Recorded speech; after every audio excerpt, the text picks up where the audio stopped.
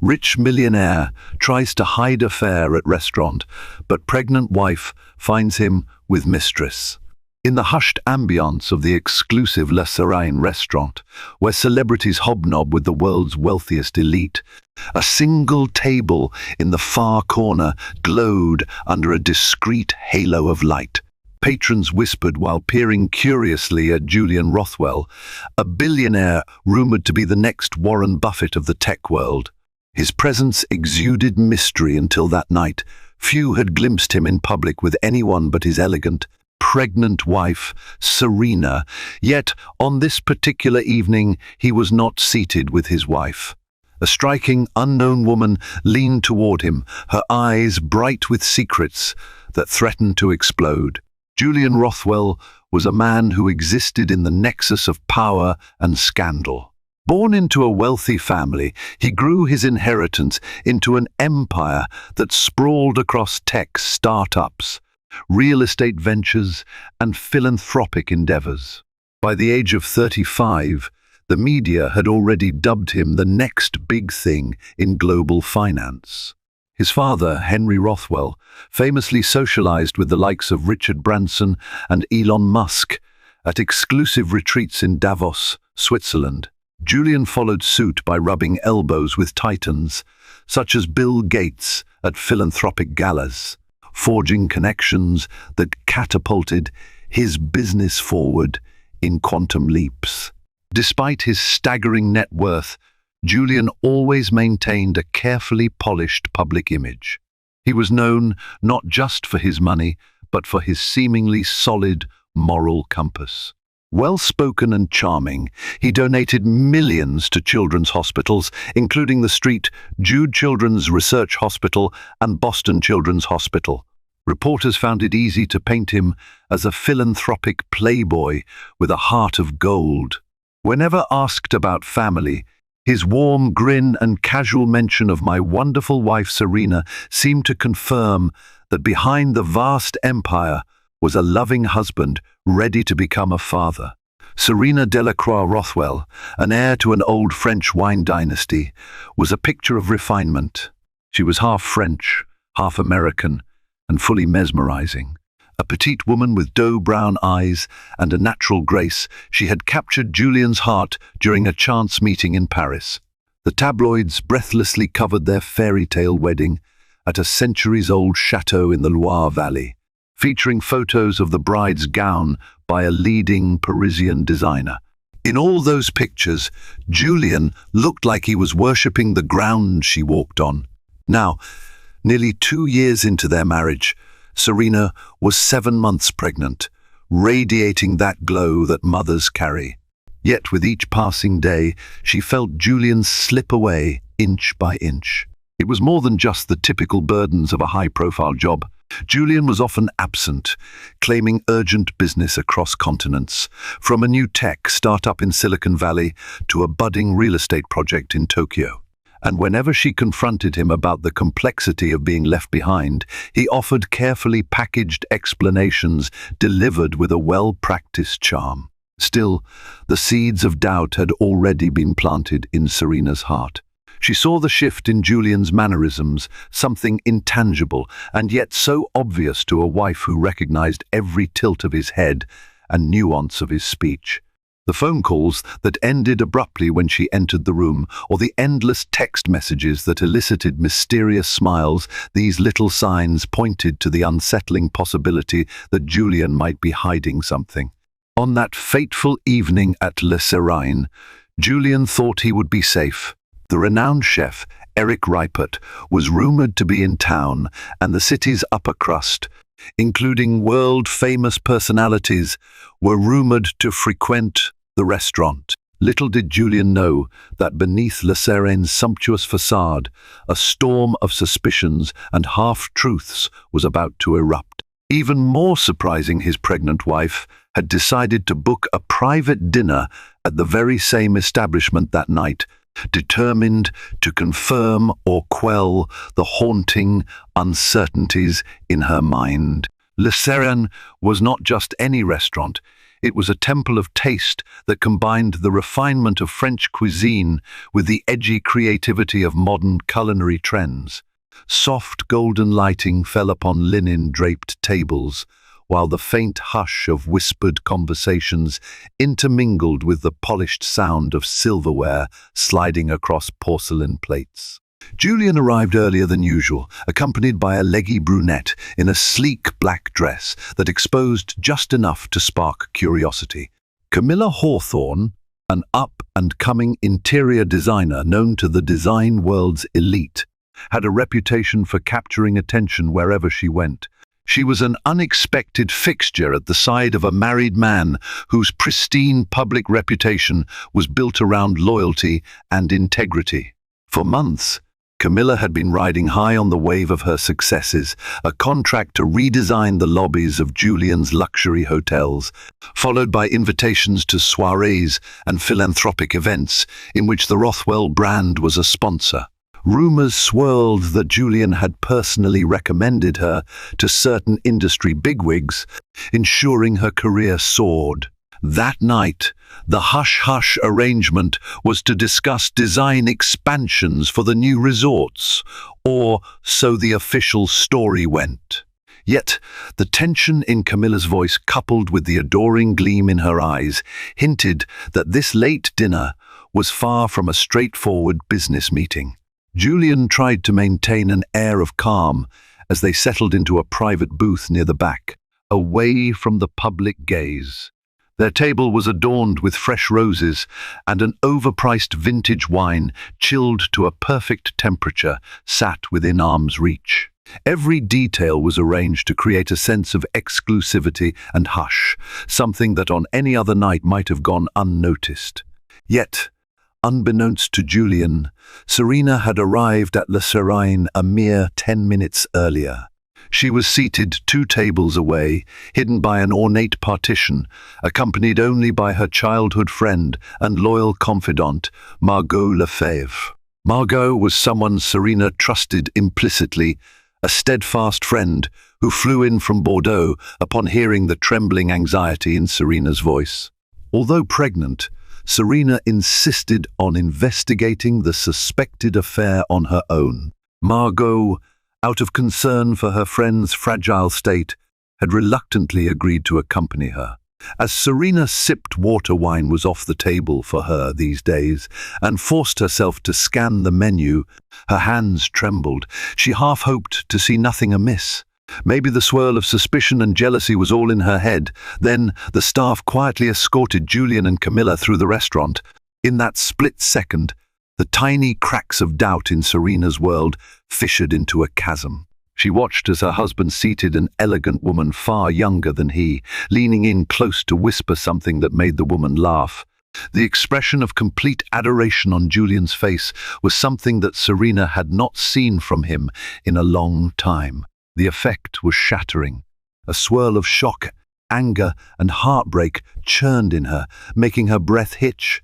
Margot grabbed her hand under the table, alarmed that her worst fears had come true in a matter of seconds. Never in her life had Serena felt such anguish. She realized she couldn't simply jump out of her seat and confront them, not with the eyes of high society upon them. Above all, she knew that any public outburst could harm the child she carried, not to mention risk humiliating her entire family. Instead, she vowed to watch quietly, to piece the puzzle together, before deciding her next move.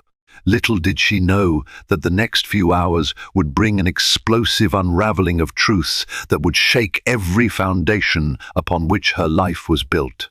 Julian and Camilla, oblivious to being watched, allowed themselves the luxury of soft conversation peppered with flirtatious gestures. The wine in front of Camilla seemed to give her courage. Her laughter grew more carefree as the minutes ticked by, and Julian occasionally placed a hand over hers, a stolen touch that made both hearts flutter. Serena's table, though just steps away, felt like a different universe. Time moved painfully slowly for her. She dissected their every move, the arch of Camilla's eyebrow, the angle of Julian's leaning torso, and the dreamy tone of their hushed voices. Each detail weighed upon her heart like a boulder. It was beyond doubt. Julian was deeply, intimately involved with this woman. Margot wanted to stand up and drag Serena out of that painful scene. She whispered, "You don't need to watch more." But Serena insisted on staying. Some part of her needed confirmation beyond measure, needed to face the betrayal head-on. No illusions, no half-truths. If her husband was truly seeing another woman while she carried his child, then there would be no more reason to cling to false hopes of marital bliss. Across the room, the restaurant's manager, clearly recognizing Julian Rothwell, approached the couple to personally ensure their comfort. Camilla, in her starry-eyed excitement, mentioned the possibility of traveling to one of Julian's new beach resorts in Hawaii. Julian's eyes flickered with a mixture of caution and delight. He motioned for secrecy, but the manager merely bowed away with a smile, used to overhearing delicate negotiations. None of them had any inkling that Serena was near enough to hear every syllable. In that moment, Serena's thoughts churned. Had Julian taken Camilla on secret getaways?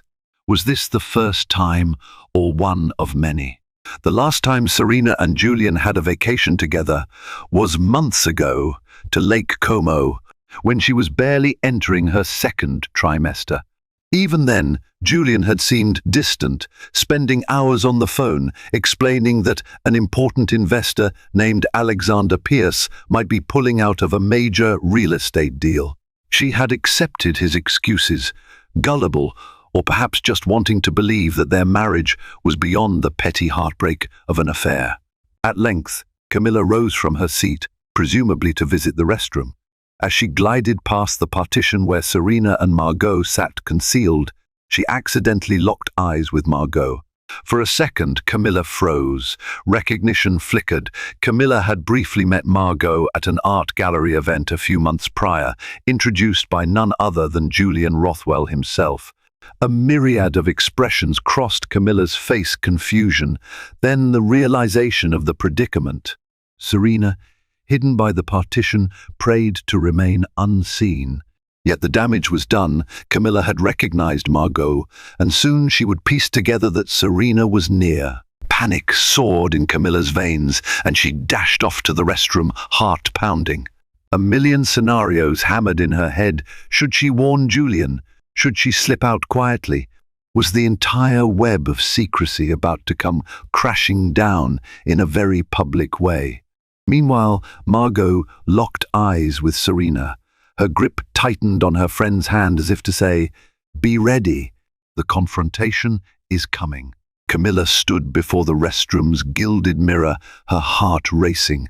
She dabbed a bit of cold water on her wrists, hoping it would quell the sudden wave of anxiety. Could it be that Serena was here, only a few feet away, separated by a thin wooden partition? The implications were staggering. If Serena had overheard even a fragment of their conversation, the entire facade that Julian meticulously built could unravel. She recalled the earlier days of her involvement with Julian. At first, she had dismissed the possibility of romance, focusing solely on the business side: her design projects, the brand collaborations, the philanthropic events. But the lines blurred when Julian offered her an all-expenses-paid trip to his ski lodge in Aspen under the guise of finalizing interior designs. One evening, a shared bottle of wine led to laughter, confessions, and ultimately an embrace that changed everything. Both had justified it as a moment of weakness, never to be repeated. But as days turned into weeks and the spark between them grew, they found themselves drawn deeper into an affair that demanded continuous layers of secrecy. Back at the table, Julian began to notice Camilla's protracted absence. Was she unwell or spooked? An uneasy feeling unsettled him. He recalled he had spotted a woman in a red dress earlier who, from behind, looked a lot like Margot Lefebvre, a name that spelled trouble if she was indeed here. Margot was fiercely loyal to Serena. If she was around, it likely meant Serena was also near. Within moments, Camilla returned, her eyes flickering with turmoil. She leaned close to Julian and whispered, "We need to leave now." "I just saw Margot." Julian's heart plummeted. He locked his jaw, trying not to draw attention from the surrounding tables. "Are you sure it was her?" he hissed back, scanning the room. He glimpsed the partition, the subtle shape of someone seated behind it, but the angle was too discreet. "If it's Margot, then Serena might be here," he concluded under his breath. Camilla nodded. The swirl of guilt, adrenaline and fear tangled in her stomach. They had been so careful avoiding public entanglements, booking dinners in private rooms, traveling incognito. Now, it seemed all of that caution was undone by sheer coincidence. Or was it fate? Before Julian could slip out quietly, the sommelier approached with their main course, presenting it with the flourishes typical of a Michelin star establishment. To leave abruptly would draw instant attention, especially from the staff accustomed to pampering elite clients. Julian, always measured, forced a smile, thanked the sommelier, and swiftly apologized to Camilla. "Let's at least pretend to eat, we can't storm out." Across the restaurant, Serena's chest tightened. The hush that enveloped Julian and Camilla felt like a vacuum, pulling her deeper into heartbreak. She recognized Julian's mannerisms, his subtle glances around the room, the twitch in his jaw that always gave him away when he was nervous. No matter how calmly he tried to handle the situation, she could sense his alarm. Margot whispered, "This is your last chance to leave quietly. Are you sure you want to do this?" Serena looked at her friend, tears threatening to break free. She shook her head. "I'm going to confront him. I won't let them slip away. Not after this." The finality in her tone was chilling. She might have tolerated half-hidden truths, but seeing the betrayal with her own eyes emboldened her to demand an explanation. The tension in the air was about to escalate into a confrontation that neither Julian nor Camilla could so easily dodge. Slowly, Serena stood from her seat. The trembling in her legs was overshadowed by the raging storm inside her. She placed a protective hand over her belly, acutely aware of the child she carried, an innocent life entangled in this emotional battlefield. Margot rose as well, poised to offer support if needed. Time seemed to slow as Serena walked around the partition, revealing her presence to Julian and Camilla. Her eyes were glassy with tears, her posture unyielding.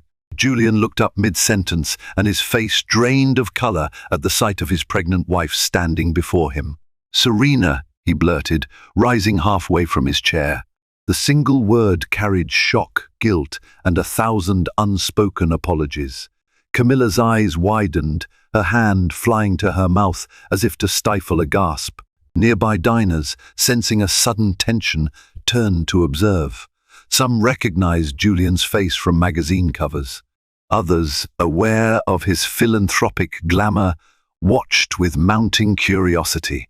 Serena tried to speak, but at first, no words emerged. Her eyes flicked between Julian and Camilla. The discreet hush of the restaurant served as a stage for her heartbreak. She finally managed, "Are you going to introduce me to your guest?" A hush descended, thick enough to cut with a knife. Julian swallowed. "Serena, this isn't what it looks like," he began. The cliché nature of that defense only sharpened Serena's fury. She shook her head, anger blazing in her eyes. "Really? Because from where I was sitting, it looks exactly like you're having a cozy dinner with your mistress." She snapped, voice low but laced with venom. Her words cut through the quiet. Camilla pressed her lips together, tears of humiliation threatening to spill. She fidgeted with her napkin, her composure crumbling. Julian's mind whirled, scanning the room for a graceful exit strategy. "Let's talk about this somewhere private," he insisted. He reached out to grab Serena's arm, but she jerked it away. The movement unsettled her balance, and for a split second she feared for the safety of her unborn child. Margot stepped forward protectively, glaring at Julian. "Don't you dare," she hissed. She had always disliked him, despite his outward charm, and now her suspicions of his character were confirmed. The onlookers, including a couple of recognized faces from the city's social elite, gawked. Whispers spread from table to table. Camera phones were subtly angled, capturing the drama. Even the discreet staff began to panic, unsure how to contain a scandal involving one of their most prominent patrons. Summoning her courage, Serena found her voice. "I deserve an explanation." "Why, Julian? I gave up everything to be with you, my old life in France, my sense of independence. And now I'm carrying your child." Her voice quivered, but the determination remained. "Why would you do this to us?" Julian's eyes filled with regret. He glanced at Camilla, then back at Serena. The illusions he had woven of being the devoted husband, the philanthropic icon, and the unstoppable business mogul were unraveling in real time in front of an audience. Unable to meet Serena's gaze, he mumbled, "It's complicated. Complicated," Serena repeated, letting the word hang in the air. She sniffed, fighting tears. "You know what's complicated, Julian? Being pregnant, alone, thinking your husband is just busy, and then finding out there's another woman. That's complicated." Camilla finally spoke, her voice trembling. "Serena, I'm so sorry." "I never meant." Serena cut her off with a glare. "Save it," she spat. "You both made your choices." The raw pain in Serena's voice resonated, causing even some jaded onlookers to feel pangs of sympathy. Julian sensed the situation spiraling beyond control. He pleaded, "Let's go outside. Talk this through, please." But Serena stood rooted, tears rolling down her cheeks. The facade of their perfect marriage was in shards, scattered across the immaculate floors of Le Serene. The hush that fell upon the restaurant was deafening. People were straining to catch every sentence, glimpsing the front-page drama unfolding in real time. Among the watchers were a few well-known paparazzi magnates, actors, socialites, and high-profile investors. Even Chef Eric Reipert, who had arrived earlier to consult with the head chef, was quietly peering from the kitchen entrance, though he wisely stayed out of sight. Trained staff tried to salvage the moment. The restaurant's manager rushed over to offer a private dining room, or perhaps to discreetly settle the check. Julian waved him off, his jaw clenched, focusing solely on Serena. His voice was hoarse with desperation. "Serena, you're trembling. Please, for the baby's sake, let's step outside. Let's talk." But Serena refused to move. Her heartbreak and anger demanded immediate release. She stared him down, her hands trembling, her mind flashing through countless memories, the wedding vow in that French chateau, the first time they held hands in a Parisian garden, the reassurance he gave her just last month about the future. Each recollection felt like a blade slicing her open. Margot, her friend, seemed torn between letting Serena confront Julian publicly and whisking her away from the humiliation. At last, she placed a gentle hand on Serena's shoulder. "He's not worth you collapsing here," Margot muttered in French. "Think of your health." The phrase, "think of your health," brought Serena back to reality. If only for a moment. She was 7 months pregnant after all. The stress was not only endangering her, but also her unborn child. Summoning what remained of her poise, she nodded stiffly. "Fine," she said, her voice cracking. "We'll talk outside." The trio, along with Margot trailing behind, moved through the restaurant. Whispers parted like a sea around them, and all Serena could think about was how many times she had walked into such a place on Julian's arm, proud to be Miss S. Rothwell. Now, she felt the stares of pity, the sting of betrayal plastered across her face. Stepping onto the sidewalk, a gust of cooler night air hit them. The paparazzi that occasionally lingered near upscale spots recognized an unfolding scandal and snapped into action. Cameras flashed. Reporters, alerted by social media posts from diners, rushed to the scene.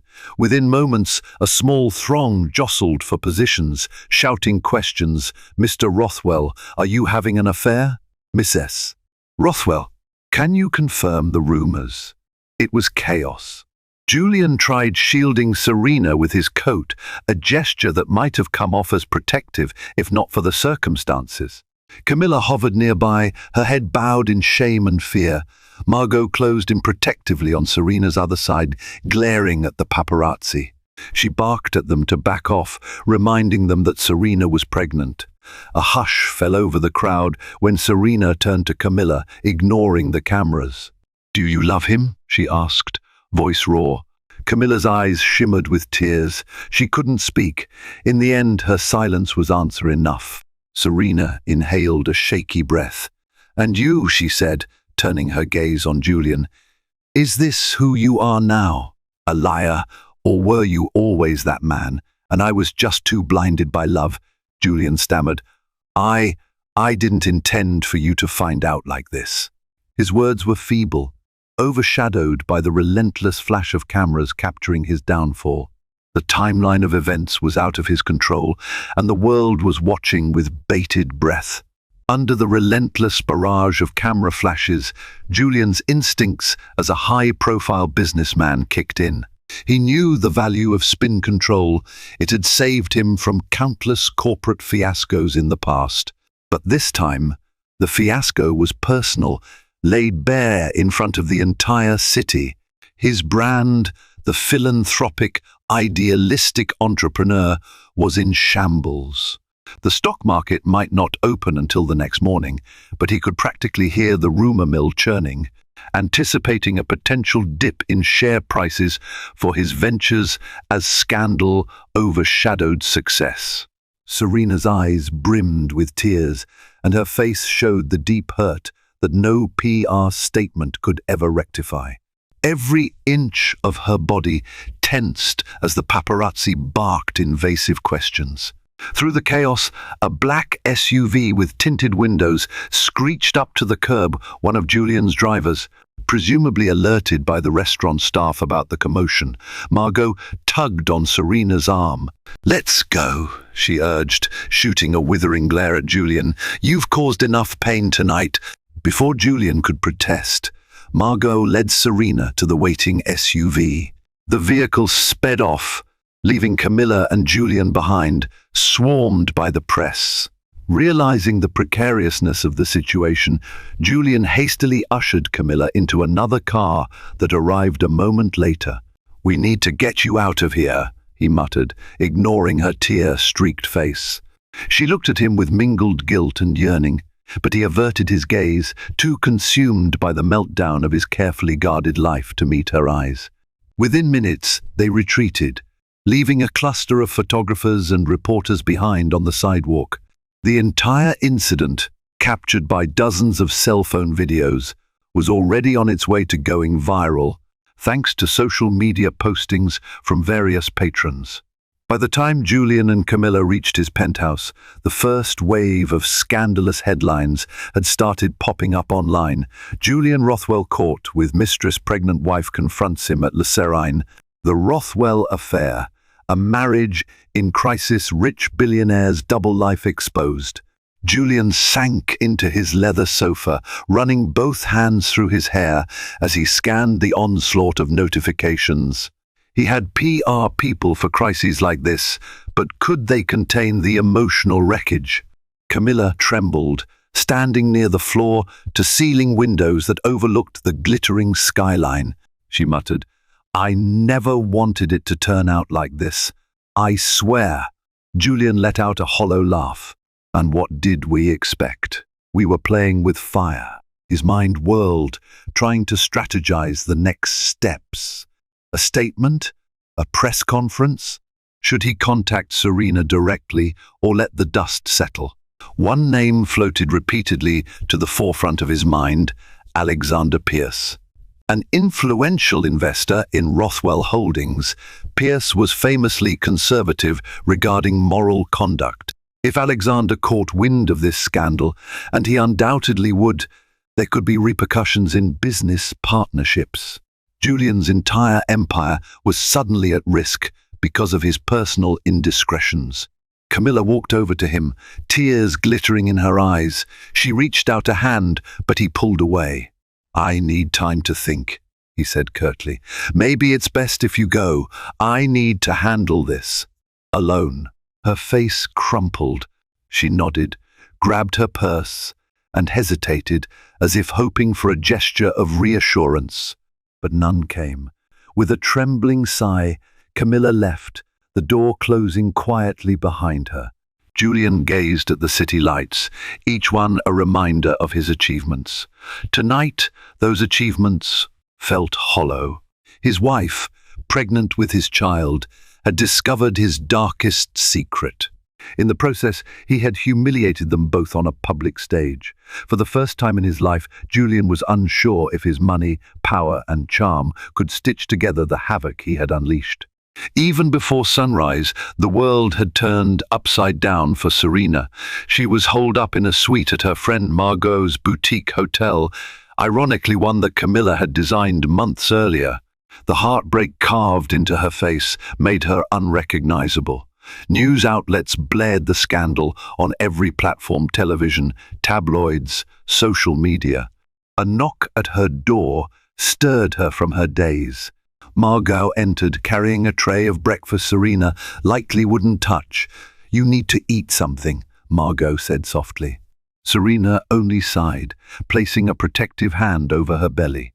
Everything else could wait, but her child needed nourishment. She scrolled through her phone in a numb haze, ignoring messages and calls from relatives, including her father, Pierre Delacroix, who was outraged by the news. Her mother, still in France, had left tearful voicemails pleading for Serena to return home. But Serena felt paralyzed. She didn't want to face pitying eyes or the wave of condemnation that came with a public betrayal. By noon, a new headache emerged, the swarm of paparazzi that had already discovered her hideout. Margot had posted an innocent photo of the hotel's lobby weeks ago, tagging Serena. Now, unscrupulous paparazzi pieced together the clue and descended in droves. The hotel staff tried to maintain privacy, but a few guests complained about the intrusive photographers, forcing Margot to double security. Meanwhile, across town, Julian's empire was bracing for impact. Stock shares for Rothwell Holdings dipped slightly, though not catastrophically. The tabloids buzzed with speculation about the possibility of a divorce and the mammoth settlement that might follow. In his corner office, Julian sat in an emergency meeting with his senior management team and his top PR strategist, Brenda Calloway. Brenda was a razor-sharp communications expert who had handled everything from corporate takeovers to philanthropic controversies for Julian. But a personal affair was new territory, particularly one so public. "We need a statement," she said, scanning Julian's haunted expression. "Silence will only fuel more rumors. We have to address the scandal head-on." "And say what?" Julian asked, steepling his fingers. The overhead lights felt unbearably bright. "That I cheated on my pregnant wife and humiliated her in public?" Brenda exhaled. "We craft a message that doesn't confirm the details, but acknowledges a private matter that spilled into the public eye. We emphasize regret, respect for Serena's privacy, and a commitment to resolving personal issues away from the limelight. We also highlight the philanthropic commitments to shift the narrative away from scandal alone." Julian slumped in his chair. Part of him wanted to call Serena to beg for her forgiveness, but he knew she wouldn't pick up. She had every right to ignore him. The weight of his actions pressed on him like a choking vise. That evening, the official Rothwell Holdings press release went out. It read, "Mr. Julian Rothwell confirms that a personal dispute occurred on March 8th at a private restaurant. He and his wife, Serena Rothwell, respectfully request privacy during this difficult time as they address personal matters. Rothwell Holdings remains committed to its philanthropic and business goals." No further comment will be provided at this time. Reactions were mixed. Some saw the statement as a sanitized cop-out, typical of wealthy men caught in scandals. Others sympathized with Serena, who had become a visible representation of heartbreak. Meanwhile, Camilla Hawthorne faced her own social backlash, with her design clientele suddenly wary of the public spectacle. In a single night, the reputations of 3 people lay in ruin, ignited by a single spark of betrayal. Days turned into a blur. News cycles churned out every conceivable angle of the affair, and the rumor mill spun wildly. Was Camilla pregnant too? Was Serena planning a rapid divorce to claim half of Julian's fortune? The speculation was relentless, fueling both legitimate journalism and trashy gossip. Within the Rothwell Holdings boardrooms, tension rose as Alexander Pierce's representatives demanded an internal review of the scandal's impact. Serena, meanwhile, remained cloistered at Margot's hotel suite, her emotional state fragile. She alternated between tearful breakdowns and moments of cold determination. Every time she felt the baby move, she whispered promises of protection. It was no longer just about Julian's betrayal, it was about safeguarding her unborn child from the chaos. Margot tried to coax her friend into confiding in family or at least returning to her own residence to avoid the paparazzi. Serena, they're not going to leave, they're camped outside the hotel. Maybe we should leave town or even the country? She hinted at taking Serena back to the Delacroix family estate in Bordeaux, far from the prying American press. But Serena refused, her eyes flaring with a quiet resolve. I'm not going to hide. I did nothing wrong. At the same time, Julian grew more desperate to speak with her. He called, texted, and even left notes with the hotel concierge, all of which went ignored. Guilt and regret gnawed at him. He recognized the shallow justifications he'd used to start and continue the affair. He thought, maybe I was craving novelty? Maybe I was stressed and found solace in someone else's arms? None of these excuses would fix what he had done. Alexander Pierce summoned Julian to a private meeting at his penthouse suite, a lavish space with marble floors and panoramic views of the city. Tall, imposing, and stern, Pierce wasted no time in niceties. This scandal jeopardizes our upcoming project, he said, referencing an ambitious real estate complex that aimed to blend luxury living with community development. Investors are cautious. Your moral reputation was part of the deal, Julian bristled.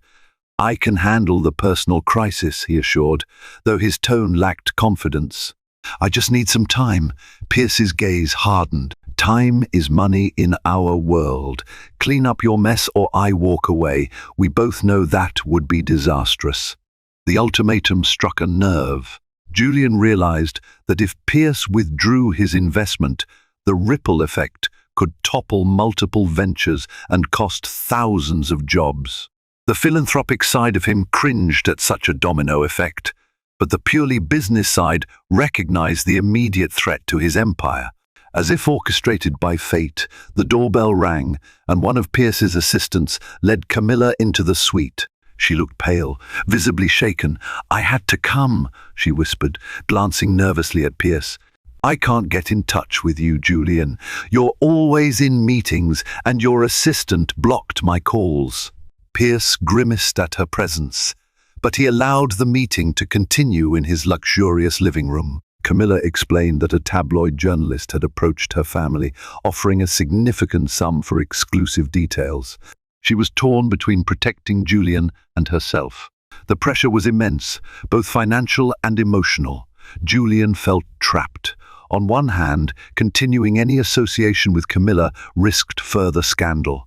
On the other, cutting her off might provoke her or push her into selling stories for revenge or financial survival. The complicated knots of betrayal were tighter than ever. That night, after a long day of stonewalling the press and placating anxious investors, Julian found himself standing outside Margot's boutique hotel. A cluster of paparazzi lingered by the main entrance. He opted instead for a side door, slipping the doorman a generous tip to let him in. Everything about him screamed exhaustion, dark circles under his eyes, a rigid posture born of tension and guilt. He took the elevator to Serena's floor, ignoring the incredulous stares of a few guests who recognized him. At last, he stood before her suite, uncertain if she'd even open the door. Mustering courage, he knocked quietly. Margot answered, her expression icy. "You've got some nerve showing up here," she said. But noticing the slump in Julian's shoulders and the bouquet of soft pink lilies in his hand, Serena's favorite Margot allowed him inside. She gestured for him to wait in the living area. "If she wants to talk to you, that's her choice," Margot muttered. She disappeared into the adjacent bedroom. For a few agonizing minutes, Julian stood alone, taking in the discreet, elegant furnishings. There were traces of Serena's presence, her perfume on a side table, a half-finished maternity book on the armchair. Guilt gnawed at him, a constant reminder of how he'd upended their life. Eventually, Serena emerged, wearing a loose-fitting maternity dress. She looked tired, yet her gaze was steeled with resolve. Margot hovered nearby, but Serena lifted a hand, indicating she wanted to talk to Julian alone. Reluctantly, Margot withdrew. An awkward silence filled the room. Julian carefully set the lilies down. "You look, well," he started lamely. Serena merely nodded. "Say what you need to say." "I'm not sure how much longer I can stand to look at you." He took a deep breath. "Serena, I'm sorry," he began. "I know it doesn't fix anything, but I can't stand this, knowing how much I hurt you. I never wanted it to become." He trailed off, struggling to articulate the scope of his remorse. Tears gathered in Serena's eyes, but she refused to let them fall. "You betrayed me. While I'm pregnant. That's a cruelty I never thought you were capable of." She paused, inhaling shakily. "Was it just once, or was it months of sneaking around?" Julian grimaced. It wasn't a one-time mistake. It went on longer than it should have. The confession ripped through the final shreds of hope Serena harbored. A tear rolled down her cheek. "Thank you for your honesty, I guess," she said bitterly. She placed a protective hand over her belly. "Do you have any idea what it's like to feel your child move and wonder if the father even wants us anymore?" A pained expression crossed Julian's face. "I do want you. I do. I never intended to leave you. Camilla was." He rubbed his temples at a loss for words. "I wasn't looking for something else. It happened, but it's over now. You're the one I love, Serena." She laughed, a mirthless sound. "Love? You think an affair is how you express love?" She closed her eyes. "Maybe you're sorry you got caught," she said quietly. "Because this is humiliating not just for you, but for me, for our families." A long pause. He stood helplessly, tears pooling in his own eyes now. "Serena, I'm asking for a chance to make this right. I'm ready to do anything, counseling, therapy, whatever it takes." Her gaze bore into him, torn between fury and heartbreak. "I don't know if it's possible to forgive this," she whispered. "But for the sake of our child, I'm willing to consider hearing you out. Not tonight, though. I'm too angry, too hurt." Julian lowered his head. "I understand. I'll respect your space. But please don't shut me out completely. If not for me, then for the baby." He hesitated a moment, then quietly left, the door closing behind him like a final exclamation point on the pain between them. In the following weeks, Serena struggled to find her footing. Paparazzi continued to hound her, though Margot managed to arrange private transportation whenever she had to step out for doctor's appointments. The stress weighed heavily on her, physically and emotionally. Amid her turmoil, she found unexpected solace in her unborn baby's movements, tiny flutters that reminded her she had a new life to protect. She began writing letters to her child in a small journal, describing her hopes, her fears, and her uncertainty about the future with Julian. Each word served as a form of therapy, helping her process the betrayal. Meanwhile, Julian attempted to extinguish the fires of scandal scorching his business interests. Alexander Pierce had offered him a dangerous ultimatum: rectify the scandal or watch vital investments vanish. The pressure to project an image of stability was immense. His PR strategist, Brenda Calloway, insisted that he appear publicly with Serena, even if just for a charity event, to quell rumors of an imminent divorce. But Serena refused any staged appearances. She agreed only to a private meeting with Pierce to discuss the philanthropic aspects of the real estate project. At that meeting, hosted in a discreet lounge of a five-star hotel, Pierce witnessed firsthand the tension between Julian and Serena. She barely looked at him. Her posture was stiff, as if she were enduring an unpleasant chore rather than cooperating with her husband's business. After the meeting, Serena confronted Pierce alone. "I respect your investments, Mr. Pierce, and I understand you're worried about your money. But I won't be a prop for Julian's image." Pierce, momentarily taken aback by her forthrightness, nodded slowly. He apologized if his business concerns trivialized her personal suffering. He assured her that any project decisions would not overshadow the well-being of the Rothwell family. During this stressful period, Camilla vanished from the public eye, retreating to a family home in upstate New York. Whispers circulated that she was considering a tell-all interview to salvage her tarnished reputation, but so far, nothing materialized. Julian sometimes wondered if she was waiting for a better offer or a moment when she could cause maximum damage. Each day, Julian reached out to Serena, desperate for updates on her health, the baby, or any sign that she might be open to reconciliation. She responded with brief, impersonal texts, mainly regarding medical appointments or essential financial paperwork. It was clear she had no desire for personal dialogue beyond the bare necessities. In the 18th week after the scandal, Serena counted them like the passing of seasons. She felt her baby kick more strongly than ever. A wave of emotion overwhelmed her. She realized she couldn't live the rest of her life in limbo, perpetually avoiding public scrutiny, harboring resentments that might poison her child's upbringing. She decided it was time to make a crucial decision: either attempt to heal with Julian or seek a definitive separation. But the path to either choice was fraught with pitfalls: the unyielding paparazzi, the meddling corporate investors, and a mistress who could re-emerge at any moment to share her side of the story.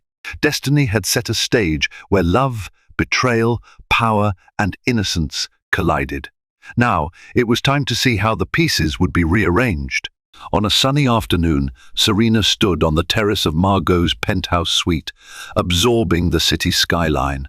She gently caressed her growing belly, pondering the choice she had to make. Each passing day brought her closer to her due date, and the baby's presence felt like both a ticking clock and a guiding compass. She considered the possibility of divorce. Her lawyers had outlined the steps she could take, from prenuptial clauses to custody arrangements. Financially, she wouldn't struggle. Her own inheritance was substantial, and child support from Julian would likely be massive.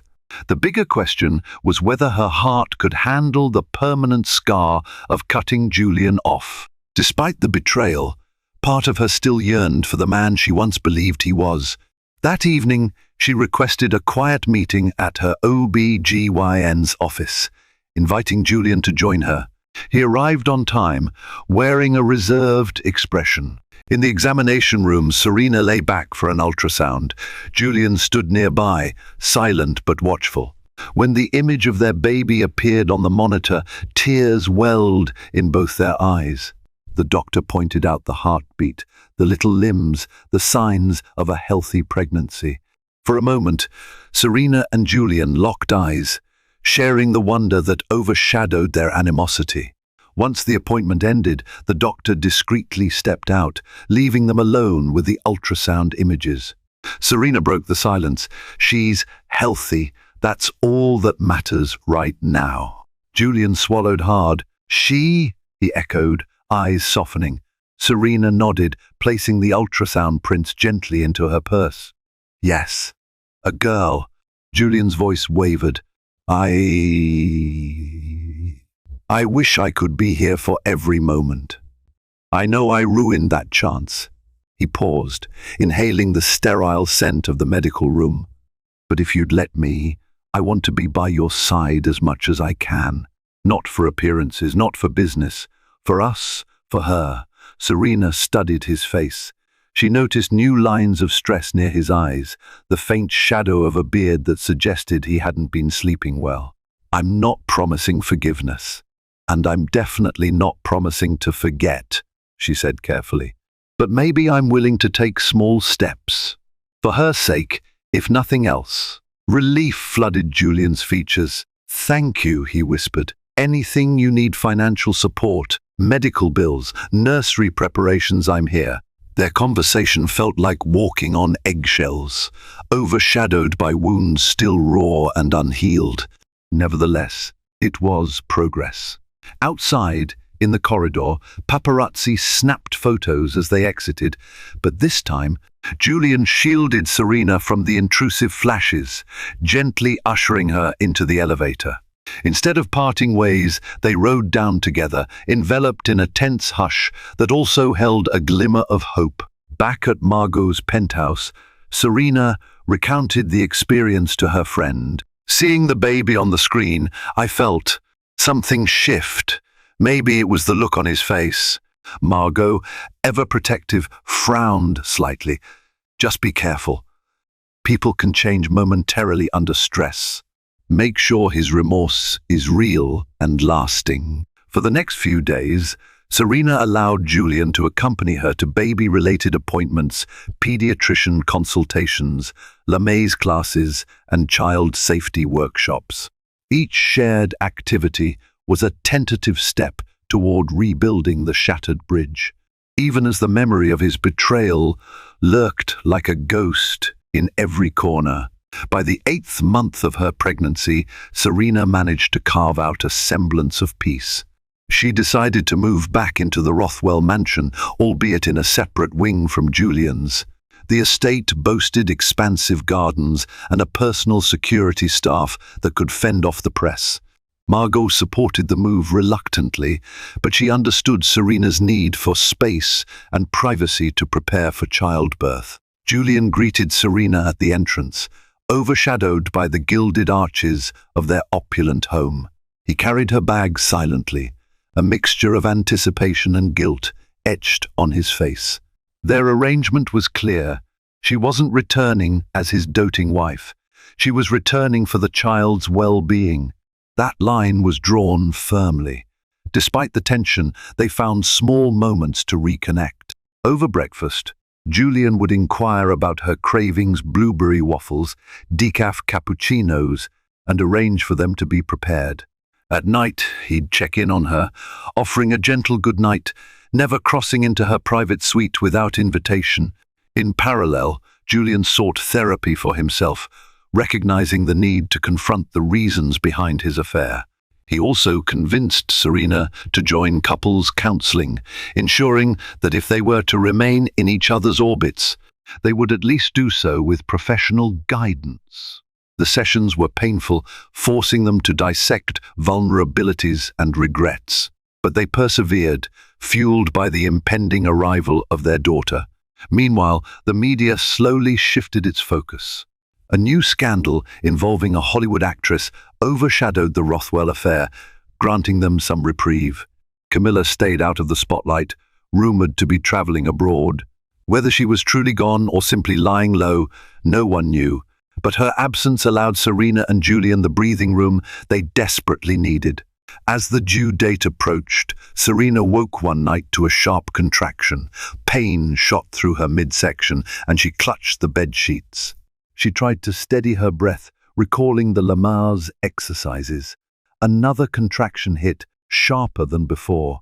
She reached for her phone and, without hesitation, dialed Julian. Within minutes, he was in her suite, wide-eyed and half-dressed in pajama pants and a t-shirt.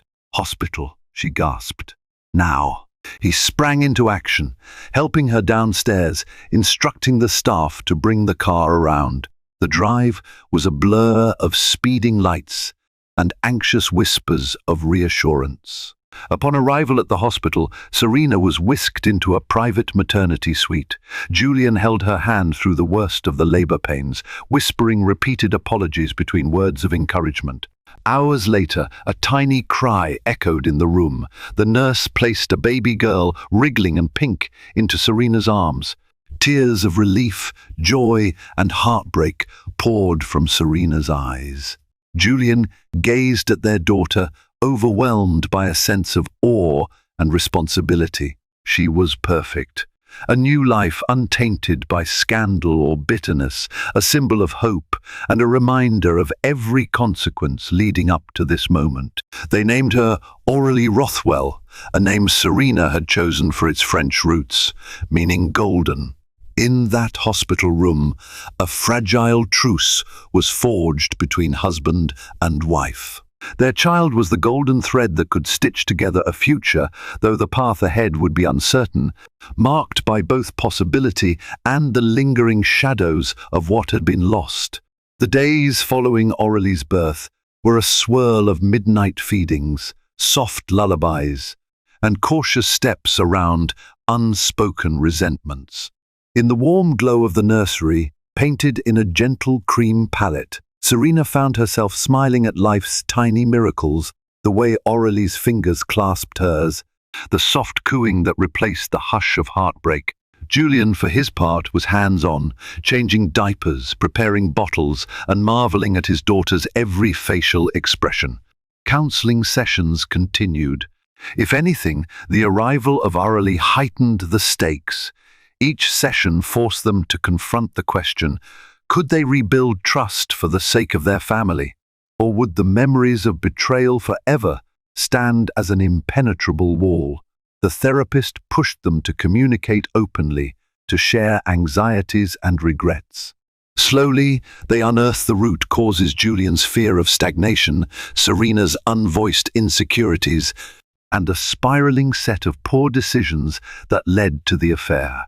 Serena still couldn't ignore the pang of pain whenever she recalled the night at Les Serines, but day by day she saw small shifts in Julian.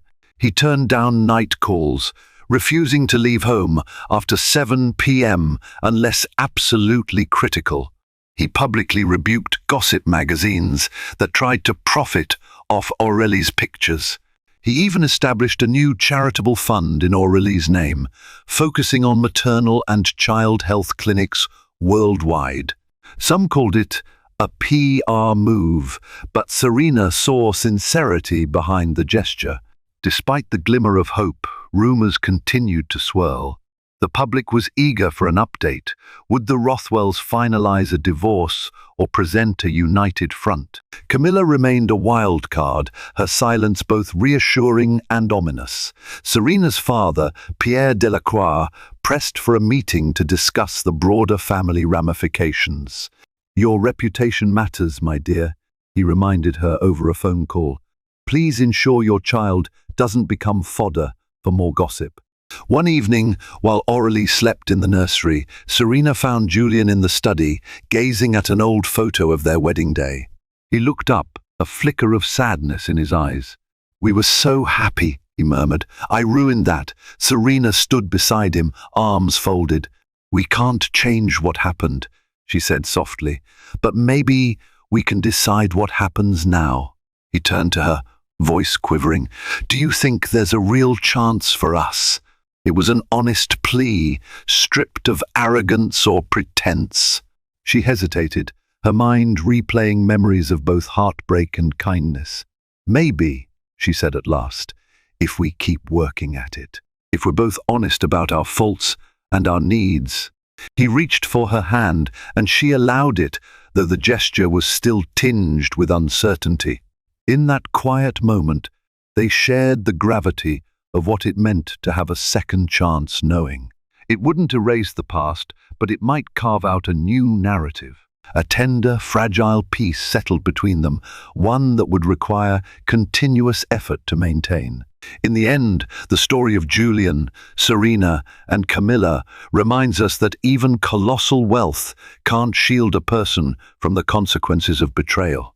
Through heartbreak and scandal, Julian learned that true power isn't found in boardrooms or bank balances, it's in the bonds we forge with those we love. Serena discovered her own strength, refusing to let public judgment dictate her choices. And baby Aurelie became a beacon of hope, the promise that even shattered dreams can give birth to new beginnings. Thank you for watching and listening to this dramatic saga of love, betrayal, and fragile redemption. Have you ever wondered how a single moment, one split second of discovery, could shatter a perfectly crafted facade? This is the story of Serena Robertson, a devoted wife who believed in the sanctity of love and marriage, only to find herself caught in a whirlwind of betrayal when she stumbled upon her husband's mistress at his office. As she stood there, pregnant and trembling with rage, little did she know that a DNA test lurked in the shadows, poised to devastate everything she thought she knew. Brace yourself for a relentless ride of lies, secrets, and shocking twists that will leave you speechless. Serena Robertson was no stranger to life's challenges. At 32, she had faced her fair share of heartbreak and setbacks before meeting Richard Johnson, a charismatic investment banker at Allen & Myers Financial Services. When Richard first walked into her life, he seemed to radiate stability, confidence, and a touch of old-fashioned charm.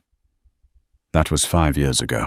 Today, Sarah was sitting by the large bay window in their suburban home, hands resting gently on her growing belly, reflecting on the blessing she was about to bring into the world. The house itself was a symbol of their mutual hard work, a 2-story brick home with a pristine lawn and carefully chosen decor. Friends would comment on how picture-perfect their life seemed. Neighbors smiled at the sight of Sarah's baby bump waving in approval as they jogged or walked their dogs down the quiet streets.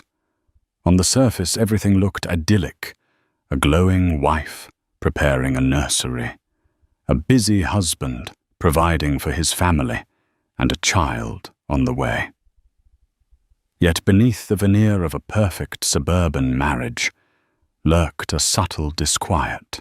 It had started as the faintest flicker of doubt, those nights Richard would come home late, without a proper explanation, or the weekends he claimed to be catching up on office work, while Sarah battled morning sickness alone. Sarah tried convincing herself it was all temporary. After all, Richard's job was demanding, and they needed to prepare financially for the baby's arrival. Their relationship had blossomed quickly. After a whirlwind romance of less than a year, they got married in an intimate ceremony on a sunny beach in Hawaii. Family and close friends witnessed their vows, tears of joy shining in their eyes. Richard's best friend, James Peterson, was the best man, a tall, boisterous fellow who loved practical jokes but had a heart of gold. Sarah's longtime confidant, Harriet Edwards, served as her maid of honor and had been the first to encourage Sarah to take a leap of faith with Richard. Shortly after the honeymoon, Sarah and Richard settled into the rhythms of daily life. Sarah, a freelance graphic designer, worked from a cozy office upstairs. Her flexible schedule allowed her to build a stable clientele while also keeping the house in order. Richard, on the other hand, thrived in the high-stakes world of finance. He could negotiate million-dollar contracts before breakfast and charm his boss into awarding him the heftiest bonuses by lunchtime. However, once Sarah became pregnant, life started shifting. What had once been a comfortable partnership turned into anxious nights and suspicious glances. Sarah found herself scrolling through Richard's social media, looking for signs of hidden messages or flirty interactions. She had yet to find concrete evidence, just a vague sense that something was off. If only she could put her finger on it, Sarah thought as she sat by the window that day. In her heart, she still hoped everything was fine, that the weight of her suspicions was merely the pressure of impending motherhood. But an unshakable feeling told her a storm was brewing, and no carefully curated suburban dream could shelter her from the downpour that was about to come. The first real hint arrived one Friday evening.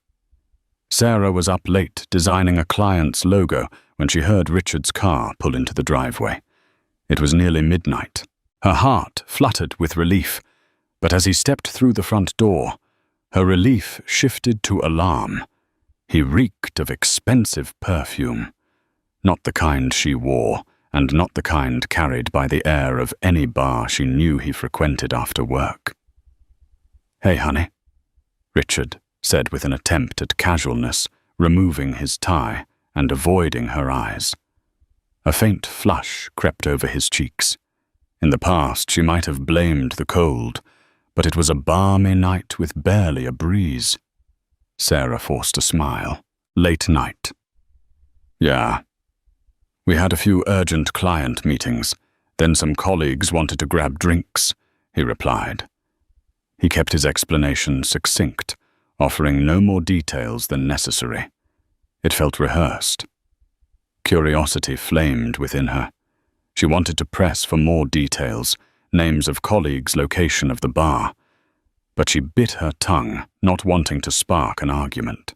Pregnancy hormones had been causing tension lately, but deep down she suspected this apprehension was something else entirely. Sarah had enough experience with heartbreak to recognize the signs of evasion.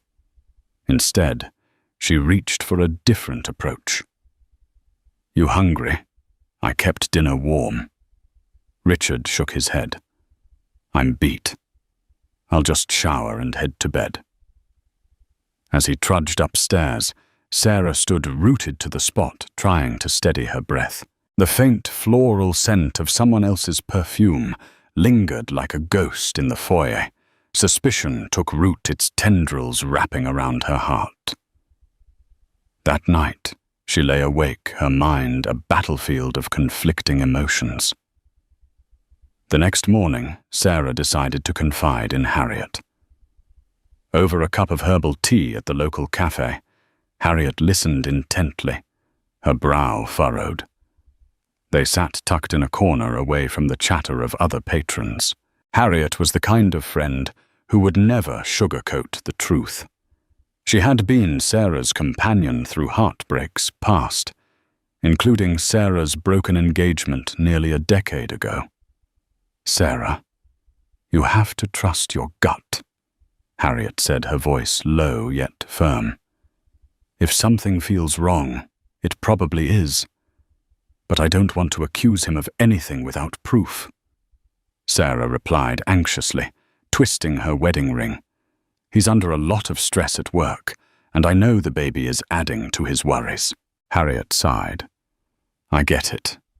You don't want to start a fight or push him away. But you can't ignore the signs. Keep your eyes open." Over the following days, Sarah did just that. She paid attention to Richard's mood swings, the times he spent on his phone, the frequency of his late meetings. She noticed how he sometimes disappeared into the garage for phone calls. She began to wonder if he was truly just talking to clients. Each suspicious moment piled onto the next, forming a mountain of doubt. Yet Sarah struggled to confront him directly. Part of her was afraid of what she might discover. Another part of her worried about the baby needing Richard's support and their finances in order. But little did she know that her suspicions were about to be validated in a far more dramatic way than she could have ever anticipated. It was a bleak Wednesday afternoon when everything came crashing down. Sarah had spent the morning at her obstetrician's office for a routine checkup. The doctor, Dr. Amelia Green, had assured her the pregnancy was progressing normally, and Sarah felt a wave of relief. She thought about surprising Richard at his office with lunch and news of the baby's healthy progress. After all, maybe Harriet was right. Maybe they just needed a little reconnection, something spontaneous to remind them of the love that existed before suspicion took hold. Clutching a paper bag with Richard's favorite tuna salad sandwich, Sarah drove into the city and arrived at Allen & Myers. She walked through the gleaming lobby, giving the receptionist a polite smile. The smell of polished floors and expensive cologne filled the air. Sarah made her way to Richard's floor, a sense of anticipation coursing through her. She pictured the delight on his face when she handed him the lunch, imagining he'd embrace her, declare how thoughtful she was, and maybe they'd talk about baby names. But as the elevator doors opened, Sarah's heart plunged into her stomach. Standing by Richard's office door was a stunning brunette in a tight pencil skirt and a silky blouse, giggling as Richard gently brushed a strand of her hair off her face. They were so engrossed in each other that they didn't immediately notice Sarah's arrival. Sarah froze the blood draining from her face, her fingers gripping the paper bag like a lifeline. When Richard finally spotted her, he stiffened. The brunette's face twitched with surprise, and a subtle panic flickered in her eyes. "Sarah." Richard stammered, taking a step back as if the floor had turned to lava. What are you doing here?" Sarah opened her mouth to speak, but nothing came out. She was paralyzed by the unspoken truth hovering in the room. At last she found her voice. "I wanted to surprise you with lunch, but I see you're already occupied." The woman's nameplate on her desk read, Christine Monroe, and Sarah recalled Harriet mentioning a new hire in Richard's department. Suddenly the perfume Sarah smelled on him made sense. Her cheeks burned at the realization that it was this woman's perfume she'd detected on Richard's suit.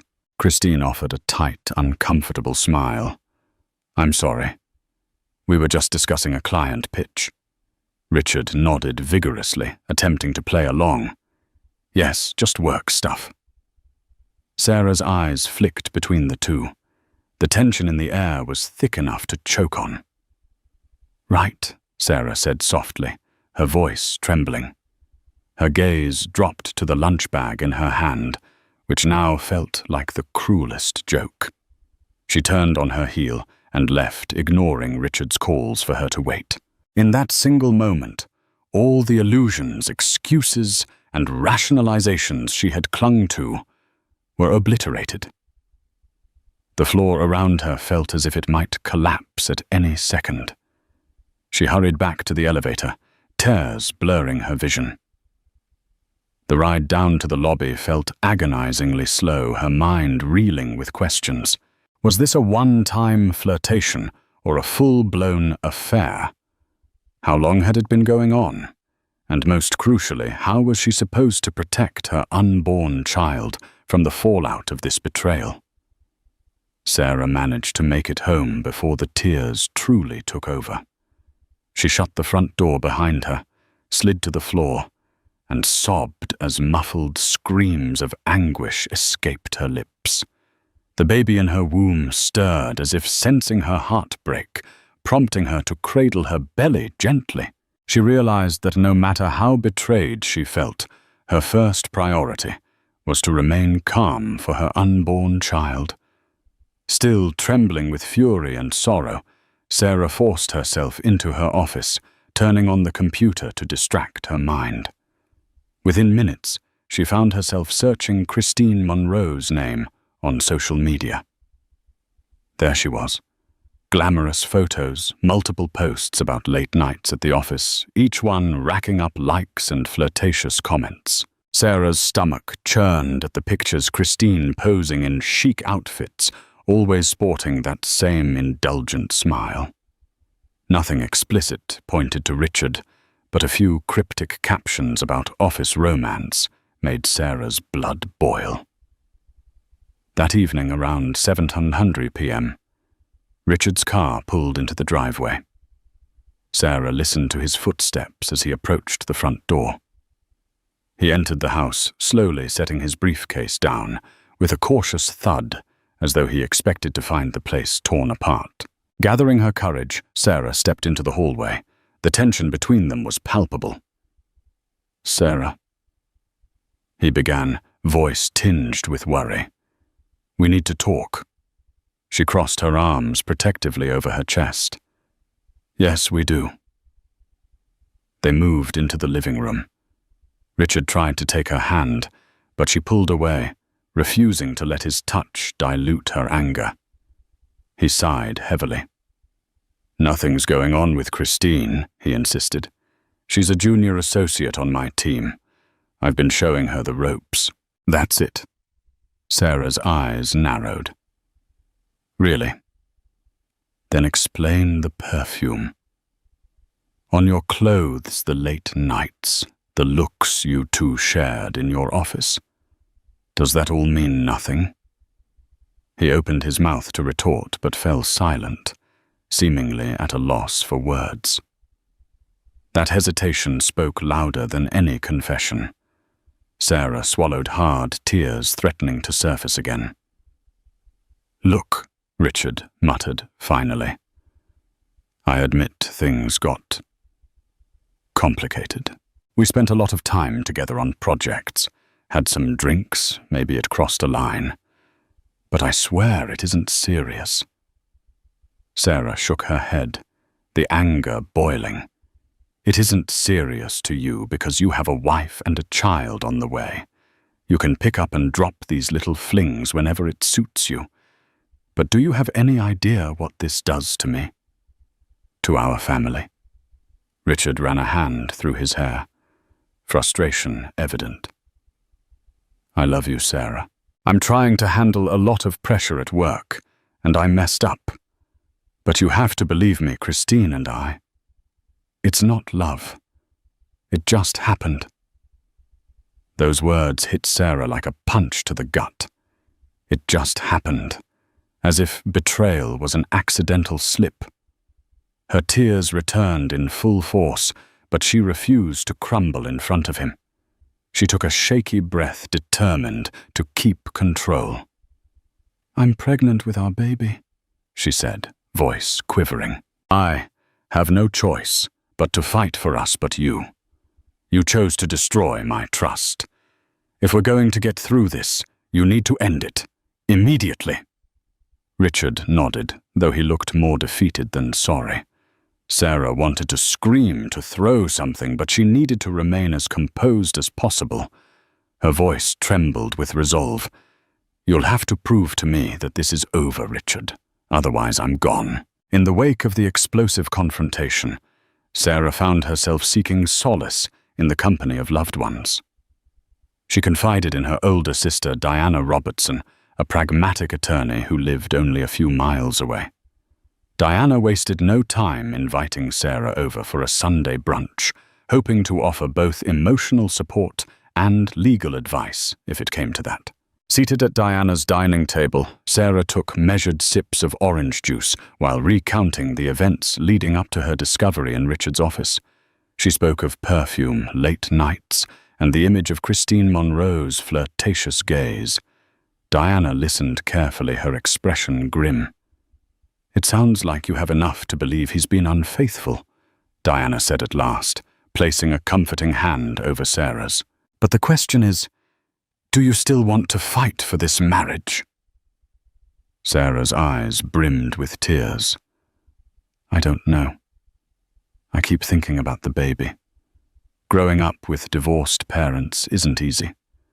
But I also can't keep living with this weight on my heart." Diana nodded. "If you decide to separate, you should be prepared financially and emotionally. But if you choose to stay, he has to work for it. He must cut ties with that woman immediately." Later that same day, Harriet dropped by Sarah's house, bearing homemade lasagna and unwavering moral support. Harriet was incensed by Richard's behavior. How dare he put you through this, especially when you're pregnant? She fumed. Sarah shook her head, tears threatening once again. I feel so torn, Harriet. One moment I want to pack my bags and leave the next. I remember that I still love him. And then there's this baby. With a determined look, Harriet squeezed her friend's hand. You're not alone in this. We'll figure it out together. Meanwhile, Richard faced his own reckoning. His parents, Walter and Margaret Johnson, were old-fashioned in their views on marriage and family. They had always adored Sarah for her kindness and believed that once a man pledged his vows, he was to honor them. When Margaret learned of the situation through Diana's concerned phone call, she immediately summoned Richard to their cozy lakeside bungalow. Sitting in the living room, Richard tried to defend himself, but his mother's reproachful stare cut him short. Margaret spoke quietly. Richard, how could you do this to Sarah? She's pregnant with your child. Have you forgotten your responsibilities? Walter. A retired school principal removed his glasses and fixed his son with a stern gaze. We thought we raised you better. Marriage isn't just about the good times. It's about commitment, especially during hardships. Richard sighed. I know. I messed up and I regret it. But Sarah and I haven't been close for months. She's so consumed with the pregnancy and I felt alone. Margaret bristled. That's no excuse. You have to fix this. If Christine's truly out of your life, you must prove it. Otherwise, you'll lose Sarah and our grandchild before they even have a chance to know you. His parents' disapproval hit Richard hard. That night, as he drove back to the house, he shared with Sarah. He felt the full weight of the mess he had created. Regret gnawed at him, but so did a lingering question. Was his connection to Christine really something he could just bury? Behind the polished facade of Christine Monroe's ambition lay a tangled mix of emotions. Although she'd carefully curated her online persona, her personal life was far from picture perfect. She had grown up in a small town in Wisconsin, watching her father abandon her mother when she was only 10. Christine vowed to build a life of independence and success so she would never have to rely on anyone who might walk away. When she moved to the city to work at Allen & Myers, she was determined to climb the corporate ladder. She networked relentlessly, volunteered for demanding projects, and never hesitated to do whatever it took to stand out. In Richard Johnson, she found a mentor who recognized her potential. Their professional rapport initially flourished late-night brainstorming sessions, conference calls with high-profile clients, celebratory drinks after sealing a deal. Over time, the line between mentorship and personal involvement blurred. Christine was drawn to Richard's confidence, his laughter, the way he could make her feel seen in a sea of colleagues. She knew he was married, but at first she told herself it was harmless, just a little flirtation. Gradually she sought him out more frequently, confiding in him about her dreams and insecurities. Richard, feeling the pressures at home and work, lapped up the attention. Soon, stolen glances became lingering touches, and the occasional after-work drink turned into an intimate rendezvous. Yet Christine was no wide-eyed innocent. She understood she was meddling in another woman's marriage, but rationalized it with her own heartbreak. I'm not the reason their relationship is failing. It must have already been broken. Deep down, she realized she was repeating the cycle she'd witnessed as a child, someone bridging the gap left by a troubled marriage. But she believed she deserved a chance at happiness, even if it meant stepping over invisible lines. That Wednesday afternoon, when Sarah showed up unannounced at the office, Christine felt her world tilt dangerously. Richard's wife was younger and prettier than she'd expected, her eyes filled not just with anger, but also with raw pain. Christine had stood there, her heart pounding as Richard raced after his wife. She knew the fantasy bubble had burst. In the days that followed, Christine waited for Richard to reach out to offer comfort or reassurance. But he distanced himself, returning her calls, only to discuss urgent office matters. His manner was cold, efficient, and painfully detached. A part of Christine raged at the injustice. How dare he cut me off when he was an equal participant in this affair? Another part of her felt the sharp pangs of guilt. She imagined Sarah's tear-streaked face and the child growing inside her. One evening, Christine found herself alone in her upscale apartment, a glass of wine in hand. She scrolled through countless photos, rereading messages that once felt exciting. Now they stung with regret. She contemplated resigning from Allen & Myers, but her pride and ambition loomed. Why should she sacrifice her hard-earned position? Thus a storm brewed within Christine Monroe, a conflict between her desire for professional success, her lingering feelings for Richard, and her conscience nagging her about the pregnant woman she had wronged. Little did she know the next developments would force her to confront the consequences of her actions in ways she never anticipated. Richard Johnson found himself in a whirlpool of emotions. Each morning, he woke up beside Sarah, feeling the tension coil around them like an invisible rope tightening with every passing day. Her eyes, once filled with warmth and devotion, now bore a guarded gaze that reminded him of his betrayal.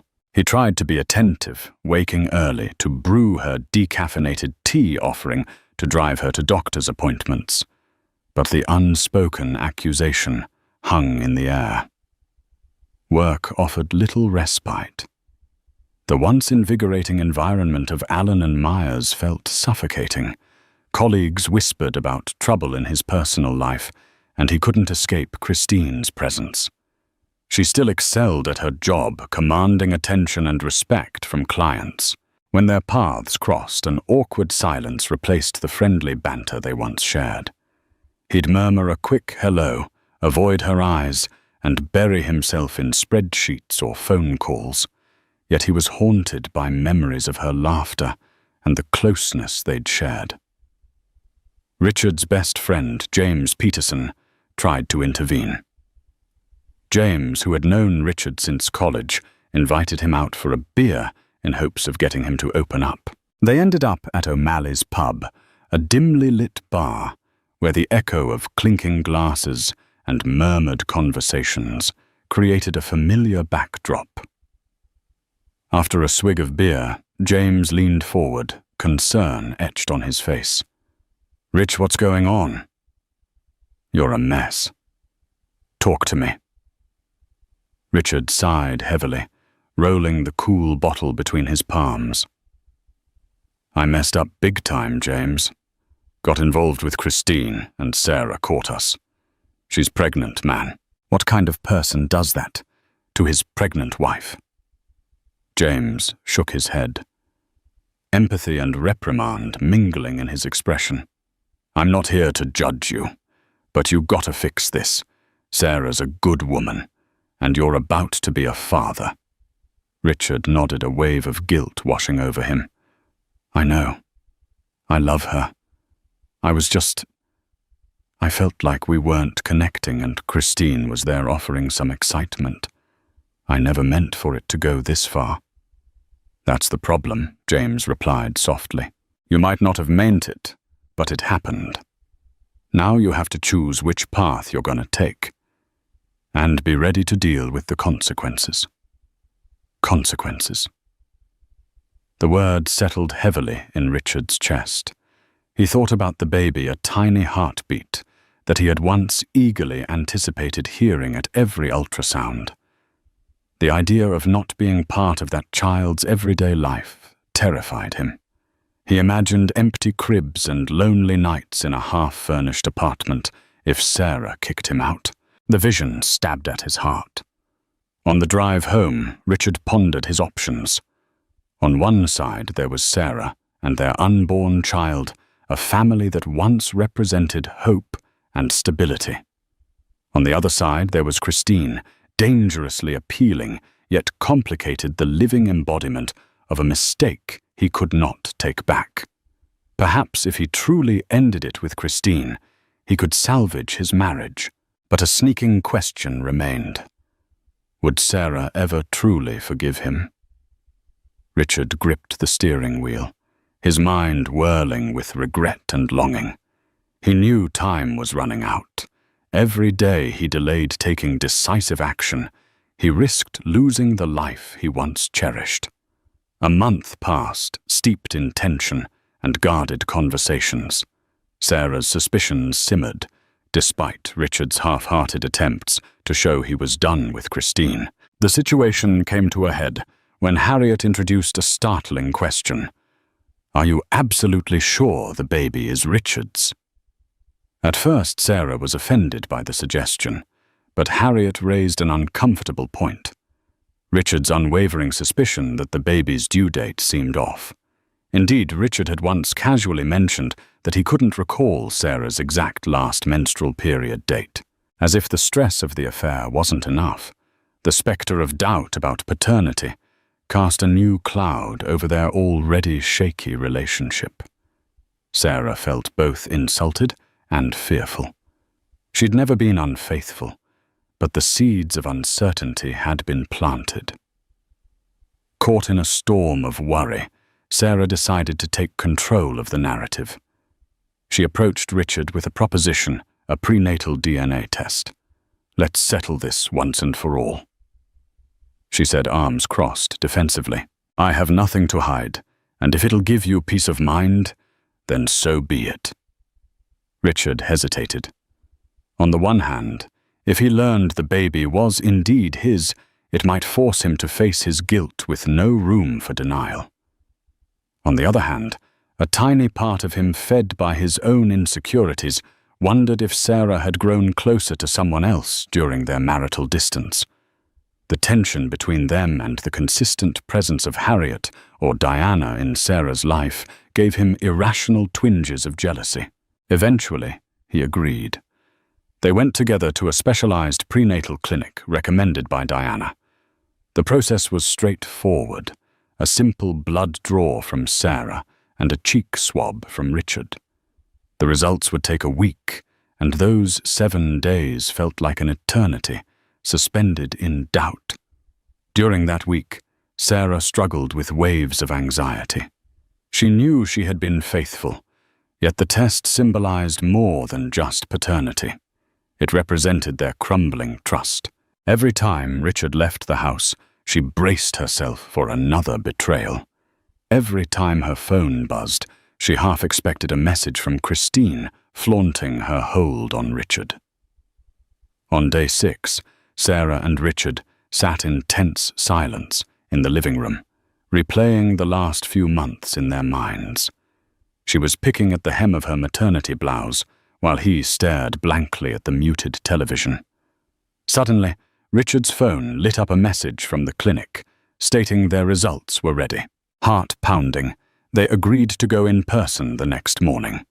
Walking into the clinic, they were greeted by a nurse with a sympathetic smile, as though sensing the gravity of the moment.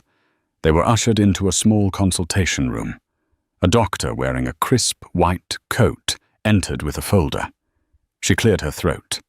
"Mr. and Mrs. Johnson, the prenatal paternity test results are conclusive." She handed them a piece of paper. Richard scanned the words quickly, his eyes widening. He handed the paper to Sarah, who read it in equal shock. The test declared Richard was not the biological father. In that moment, time seemed to stop. Sarah gaped at the words, rereading them, the breath knocked out of her. She felt as if the floor gave way beneath her feet. Richard stared, disbelieving. Every ounce of suspicion he'd harbored suddenly flared while Sarah felt a surge of protest in her heart. "This can't be right. This is impossible." Sarah left the clinic in a daze, tears streaming down her cheeks. Richard marched beside her, his face a mixture of triumph and pain, as though he'd been both vindicated and mortally wounded. The drive home was excruciating. Neither spoke the silence broken only by the hum of the engine. As soon as they stepped into the house, the accusations flew. "What the hell, Sarah?" Richard roared, slamming the front door shut. "You said you had nothing to hide." Sarah, reeling, fought to steady her voice. "I don't know how this happened. I swear I wasn't with anyone else." "Don't lie," he snapped, tears brimming in his own eyes. "The test is conclusive." "Sarah." "Conclusive." She gasped, feeling the walls of her world crumble. Was the test faulty? Could there have been a mix-up at the lab? She struggled to articulate her confusion, but Richard's rage was relentless. "I stood by you," he snarled. "I tried to fix this marriage, even after my mistake. And now I find out you betrayed me." Sarah trembled, pressing her hands over her ears as if to block the harrowing words. "Richard, please. I didn't cheat on you. I can't explain the result, but I'm innocent." Richard gave a hollow laugh. "Innocent? You're telling me the lab made a mistake?" "That's far-fetched, Sarah." Overwhelmed and desperate, Sarah grabbed her phone and called Diana. Barely able to articulate the horror of the situation, within minutes Diana arrived and tried to mediate. Richard showed her the test results, his hands shaking. "It's legally binding, Diana. The doctor said it's as accurate as it gets. So either my sister is lying or there was a lab error." Diana studied the document, her eyes narrow. "We need a second opinion. This result is too bizarre. Sarah swears she's been faithful." Richard snorted, grabbing a duffel bag from the closet. "Sure, get another test," he said. "But I'm not sticking around to see how this soap opera ends." Sarah's heart shattered as she watched him pack. She wanted to beg him to stay, to trust her. But what words could she possibly offer now? She was as perplexed as he was. As Richard walked out the door, an icy realization settled over Sarah. Not only had her husband possibly ended their marriage, but her child's paternity was in question, and she had no logical explanation. She sank to the floor, Diana rushing to her side. Diana held her, stroking her hair. "We'll sort this out. We'll get an independent lab to verify. But for now you need to rest." That night, Sarah cried herself to sleep, unable to shake the sense of betrayal from both sides, her husband's affair with Christine and his refusal to believe in her fidelity. Meanwhile, Richard took refuge at James Peterson's place, wrestling with questions he never thought he'd face. Who was the father of Sarah's child, if not him? And could there be any truth to her pleas of innocence? A week later, Sarah arranged for a second DNA test through a reputable lab recommended by Harriet's cousin, a nurse practitioner. The results wouldn't be back for another 10 days, leaving her in agonizing suspense. Her emotions swung between despair and determination. Each kick from the baby felt like a reminder of the child she loved unconditionally, even if the entire world doubted her story. Richard, still living at James Peterson's apartment, found himself torn. He tried to immerse himself in work, but the tension with Christine in the office escalated.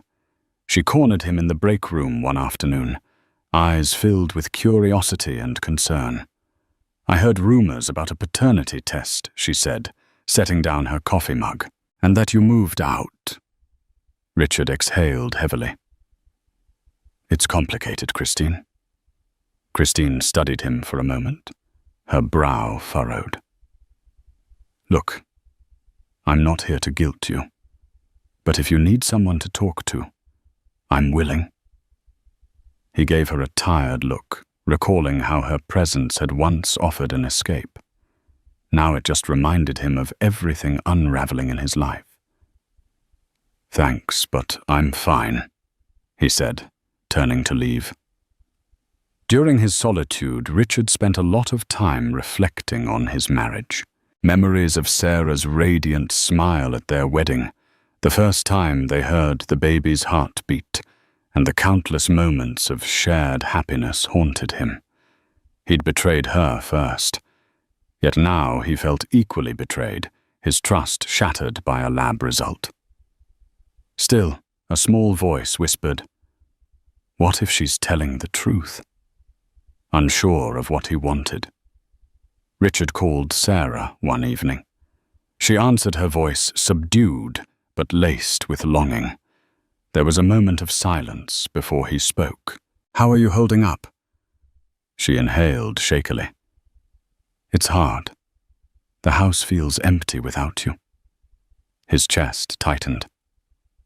"Look, I'm still angry and confused, but I'm open to talking.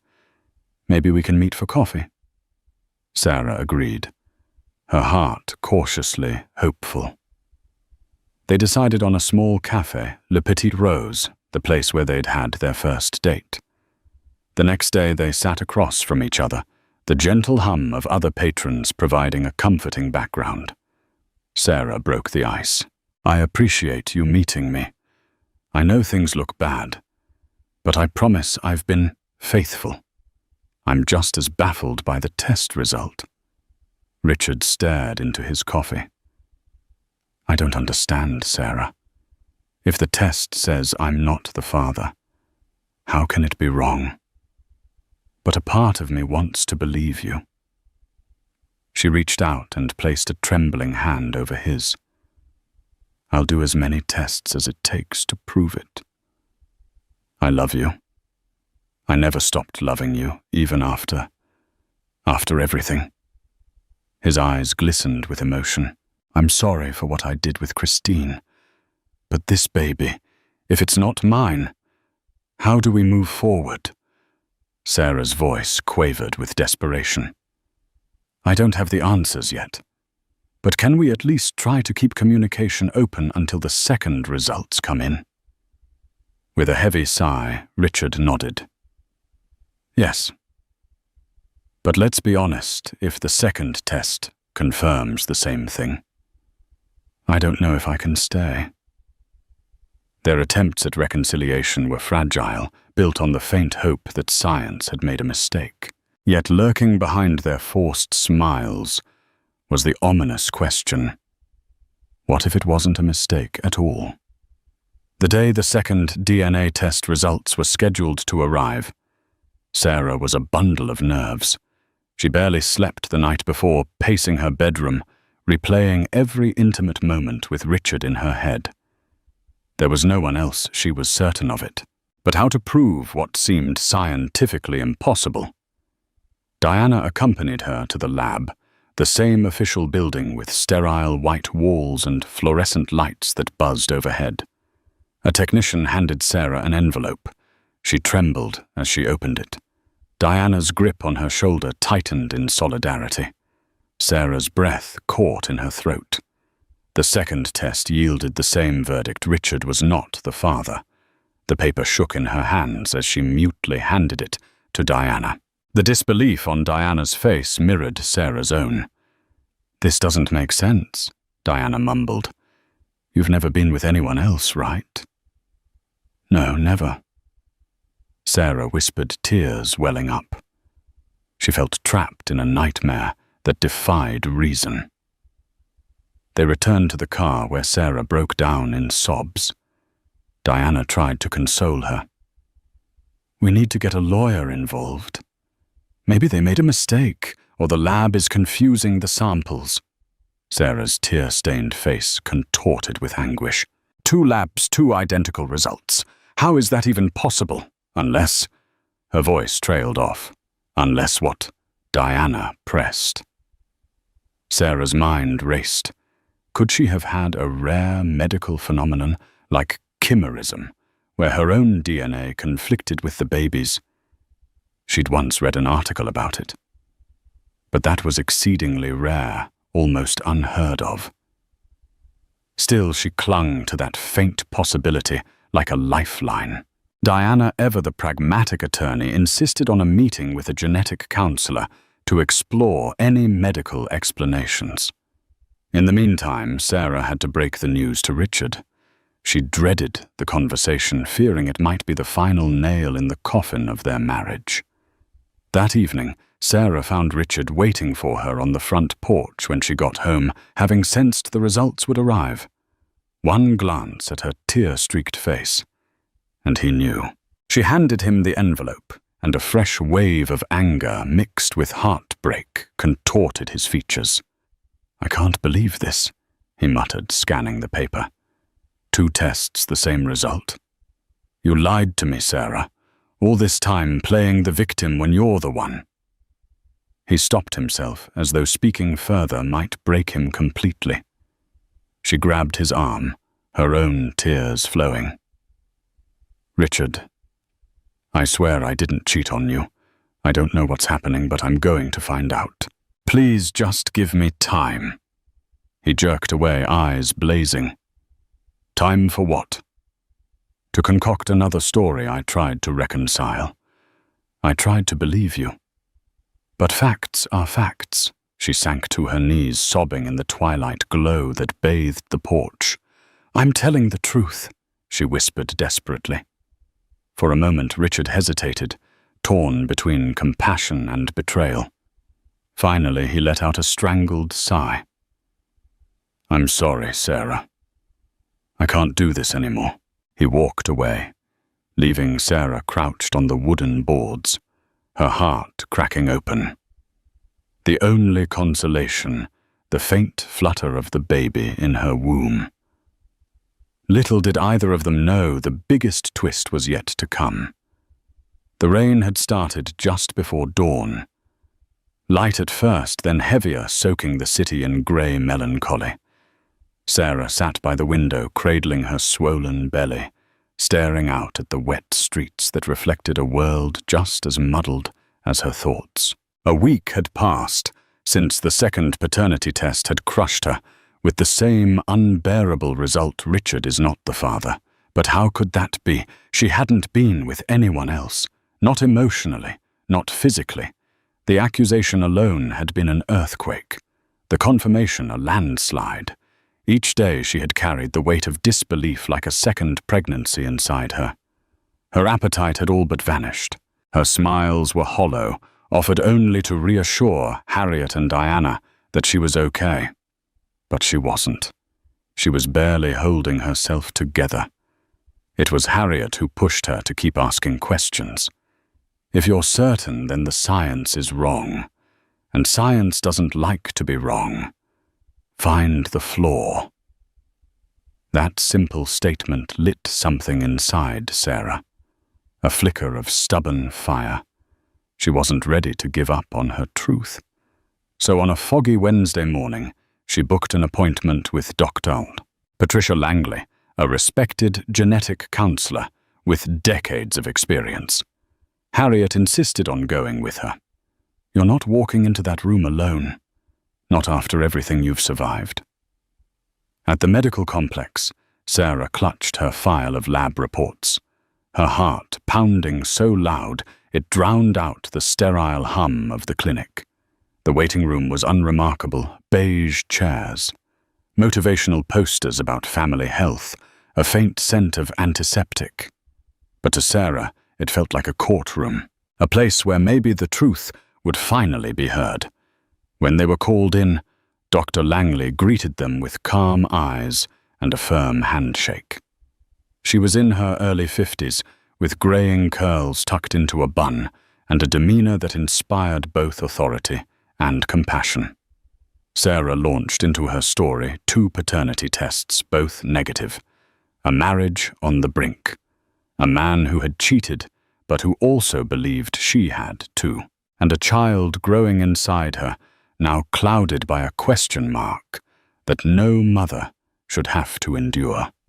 Dr. Langley listened without interrupting. Then she leaned back, fingers steepled thoughtfully. And you're certain there's no possibility of another biological father? Sarah met her eyes. Absolutely. I swear on my life. Dr. Langley nodded slowly. Then we explore other explanations. Rare ones, but not impossible. She began explaining something Sarah had only seen in a scattered few medical articles: confined placental mosaicism. In rare cases, Dr. Langley said, turning a notepad toward them, the placenta, the tissue we use for many prenatal tests, contains a different set of DNA than the actual fetus. So a test done on maternal blood or placental DNA can misidentify paternity. It's not the norm, but it's been documented. Sarah's breath caught. You're saying the test could be wrong? Not because the lab made a mistake, but because my body gave them the wrong sample. Precisely, Dr. Langley replied. The test may have measured genetic material from the placenta instead of the baby. Harriet leaned forward. Can this be proven? With further testing, yes. But the most definitive answer would come after birth from a postnatal paternity test directly on the baby's blood. Sarah felt a jolt of hope so strong it nearly knocked the breath from her lungs. Finally, something that made sense. Something she could fight with. She clutched her belly, her baby kicking softly against her hand, as if he too understood that a truth long buried was beginning to surface. The rest of the appointment blurred into instructions: what labs to visit, what tests to order, which specialists to loop in. But the final words from Dr. Langley echoed loudest. You are not crazy, and you are not alone in this. The next morning, with medical documents in hand and her heart pounding harder than ever, Sarah drafted a long message to Richard. She attached Dr. Langley's explanation, the case studies, and even a voice note where she tried through a cracked voice to explain the scientific possibilities. Then she waited. Hours passed, then a day, then 2. No reply. By the third morning, Sarah's phone buzzed. A new message, not from Richard, but from James Peterson. I gave him everything you sent. He's reading it now. He wants to meet the doctor. Sarah could hardly breathe. Was this the beginning of a shift? 2 days later, Dr. Langley called her, her voice calm as ever. Sarah, Richard came in today. I explained everything again in person. He listened. Sarah's hands trembled. And what did he say? There was a long pause. He didn't say much, but he cried. That evening, Richard knocked on Sarah's door.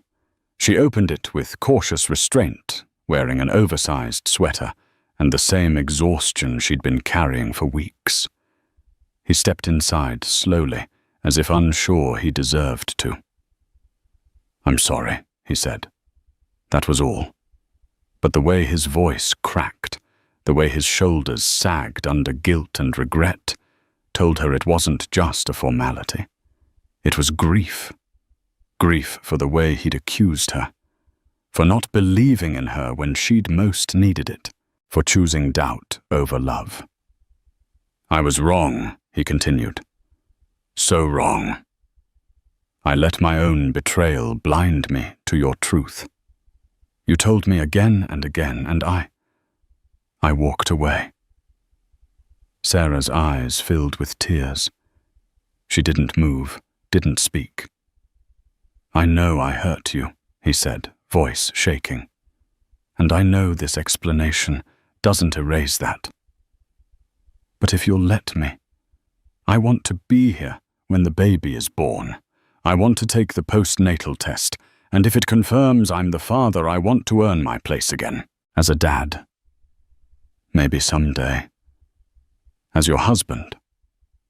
For the first time in weeks, Sarah allowed herself to feel something other than sorrow. She didn't smile, but she nodded. Slowly. "I'll let you be there," she whispered. "But Richard, this doesn't mean everything is fixed. We have a long way to go." "I know," he said, "but I'll walk every step of it."